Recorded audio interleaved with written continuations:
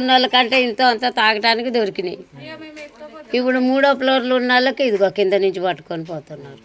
ఒక 4000 పింఛన్ ఇస్తా అన్నాడు కదా, వస్తుందా? రాలేదయ్యా. 4000 పింఛన్ ఇస్తానన్నాడు, రాలేదు. గ్యాస్ ఫ్రీ అన్నాడు, అది రాలేదు. మళ్ళీ ఇంట్లో ఉన్న వాళ్ళకి 2500 ఇస్తానన్నాడు, అది రాలేదు. ఏవి రాలేవయ్యా. ఆయన చేసిన వాగ్దానాలు 6 ఉన్నాయి, 6లో ఏది రాలేదు, మాకెవరికి రాలేదు. ఇప్పుడు జూబ్లీ హిల్స్ లో ఎలక్షన్స్ జరుగుతూ ఉన్నాయి కదా, కాంగ్రెస్ నుంచి నవీన్ యాదవ్ పోటీ చేస్తూ ఉన్నాడు, బీఆర్ఎస్ నుంచి మాగంటి సునీత పోటీ చేస్తూ ఉంది. ఎవరు గెలిస్తే బాగుంటుంది అనుకుంటున్నావు అమ్మా? సునీతమ్మ గెలిస్తే బాగుంటుంది అనుకుంటా. ఎందుకంటే మాకు మాగంటి గోపినాథ్ చాలా సాయం చేసిండు. మా బీద వాళ్ళకి ఏవి ఇవ్వాలన్న వాళ్ళ అవన్నీ ఇచ్చేసాడు.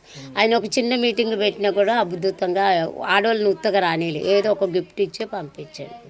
వాళ్ళు వస్తే మరి ఆమె గుణం ఎట్లుందో మాకు తెలియదు, కానీ ఆయన గుణం అయితే బాగుంది. ఆయన తరపున ఆమె గెలిస్తే మంచిదే. ఇప్పుడు మరి మాగంటి సునీత మీద మా రెండో భార్య అంటూ పెద్ద పెద్దగా ప్రచారాలు చేస్తూ ఉన్నారు.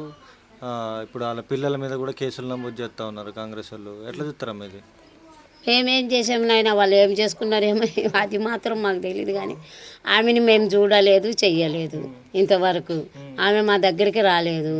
ఆమె పరిస్థితి ఏందో మాకు తెలియదు, మేమేం చెప్పలేము ఆమె గురించి. కానీ ఆయన గురించి అయితే చెప్పమంటే చెప్తాం. ఎందుకంటే మా మధ్యలో వచ్చినాడు ఆయన, మా కష్టాలు సుఖాలు చూసినాడు. మంచిగా ప్రేమగా ఒక తోడబుట్టిన చెల్లెళ్ళు బిడ్డలు అట్లా ఉన్నాడు. మాకు సమీపంగా ఒక కన్న తండ్రి లాగను. ఇంకా మేము పెద్దవాళ్ళం అయితే మాకు బిడ్డగానో అన్నదమ్ముడు గానో అట్లా ఉన్నాడు, నడుచుకున్నాడు ఆయన. ఆయన చెప్పినవి అన్నీ ఇచ్చాడు. నా బిడ్డకు పెళ్ళికి పైసలు లేకపోతే 75,000 ఇచ్చిండు కళ్యాణ లక్ష్మి ద్వారాగా. మాకు ఇచ్చిండు నాయన, అన్ని రకాలుగా ఇచ్చిండు, అన్ని రకాలుగా చేసిండు. ఇప్పుడు కరెంటు బిల్లు ఈయన మాఫీ చేస్తున్నట్టు చేయలేదు, కానీ చీరలు పంచిండు మాకు పండగ. రేవంత్ రెడ్డి ఇందిరమ్మ చీరలు ఇచ్చిన ఎవరో మరి గ్రూప్లో ఉన్న వాళ్ళకి ఇచ్చిండంట, మాకు రాలేవు. మరి ఇయ్యలేదు. ఎట్లుందమ్మా ఇప్పుడు? కేసీఆర్ పరిపాలన మంచిగా ఉండేనా లేకపోతే రేవంత్ రెడ్డి పరిపాలన మంచిగా ఉందా?